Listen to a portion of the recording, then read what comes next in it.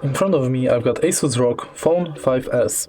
In this video I'll show you how to enable or disable touch to capture function in camera.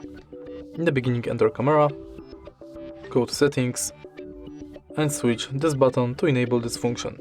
Now you can simply tap on the screen to take a photo.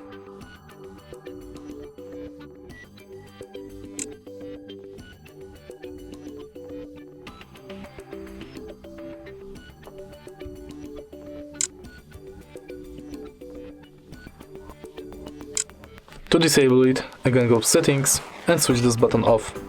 If you find this video helpful, please leave like, comment and subscribe.